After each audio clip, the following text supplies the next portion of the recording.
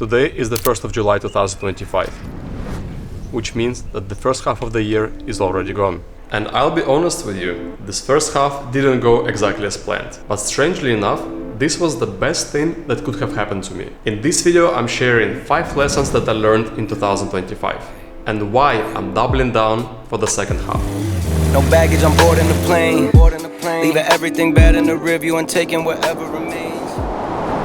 Lesson number 1. Accept rejections and failures with gratitude. First 6 months of the year were nothing but easy. I had put tremendous effort into growing my business, which resulted to almost 0 deals. I spent days and weeks pitching to investors just to get rejected again. Sometimes there are days and weeks when it seems like nothing is working. And the most obvious question to ask during this time is, what is wrong with me? But there was one important mindset shift which happened to me. What if this period, when you are kind of in the deep, is a preparation, it's training for future greatness? And after I started to approach every single failure with this mindset, first of all, it was way easier to digest, and secondly, instead of seeing a lack, I saw an opportunity. I stopped asking what's wrong with me. I started asking, what can I learn from this situation? In the end of last year, I made a pyramid of clarity. And the framework is basically the following. So first you draw a triangle, which represents the pyramid.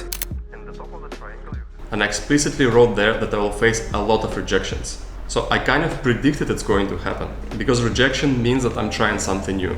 And when rejection started to happen, I took it personally, and I felt drowned and demotivated. Accepting these situations as they are and taking lessons from them is a very powerful tool in personal growth. Lesson number 2, high agency. I already mentioned this in my previous video, but I want to highlight it here, how huge of an impact it made on the way how I see things. When I'm facing a challenge or I'm facing a struggle, I'm asking myself, is it physically possible? And if it's physically possible to achieve this goal, it means that I can do it. And we often find ourselves in situations which are kind of half-baked. You have an idea, but you don't take an action. Or the action was taken, but there is no desired outcome. And when these situations happen right now, I'm asking, am I acting from my highest agency? And then ideas just started to come. I even started to use the verb high agency. I high agency this situation. I high agency this opportunity. If you haven't read this article yet, pause the video. Here's the link. I'm sure it's worth your time. Act high agency on this video and read an article. It will change your life. Lesson number 3. Don't wait for your vision to come true. Make it happen today, just a little bit. I believe that as humans, we can condition ourselves both positively and negatively. And knowing and repeating what you want from life is a very confident step towards making it happen.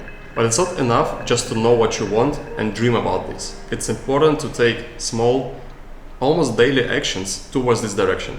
I shared in my previous video that I have this very detailed description of my perfect day, and recently I started to ask myself, can I take one element from this day and just do it today? Let's have a vision morning, let's have a vision afternoon. It doesn't have to be perfect vision 24 hours, but it can be 1 hour from my future vision.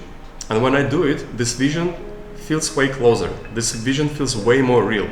And in the last couple of months, I had more and more these vision moments, which first of all are amazing, and secondly, it convinced my brain that everything I'm dreaming about is absolutely possible. And not in the future, it's absolutely possible even today. So lesson number 3, if you have a dream or if you have a vision which is far in the future, take a small element from this and do it today. Lesson number 4, you have to believe in yourself, even when it feels impossible.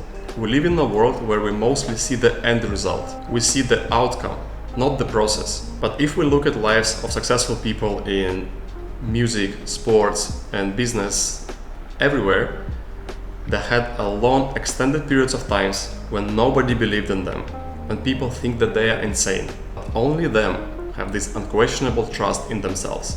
What I learned in 2025, that I have to believe in myself, even when reality looks absolutely different. Even in the days when I feel like I cannot imagine this thing to happen, I still have to believe. I have to see reality the way how I want it to be, not how it actually is today. Not just see, act accordingly. Keep trying, keep experimenting, and keep failing. Look at this video from Quentin Tarantino. People talk about, wow, you've had such success and it's just been so overnight and whatever. Well, whatever success I've got has come after like 8 years of just nothing working out. Imagine 8 years of nothing working. Why didn't he give up? Because he believed in himself. And he believed that eventually it's going to work out. In the last 6 months, I exercised this muscle as never before.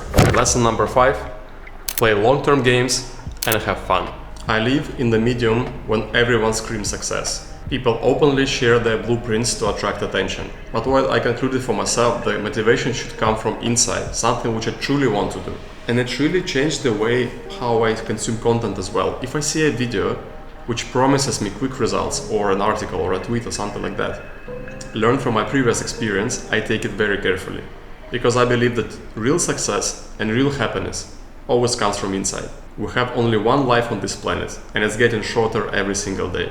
If I decided to give up the freedom of social security, why would I accept something which is not truly mine? Why would I accept something which is not truly calling me? And don't get me wrong, it's very hard for me to acquire this kind of mindset, because it means saying no to low-hanging fruits. It means saying no to shining objects. And it could be totally subjective, it could be completely my thing. But after failing to copy other people's success so many times, I decided that I will define my own success. And I will share it with you here on this channel. So yeah, 2025 humbled me.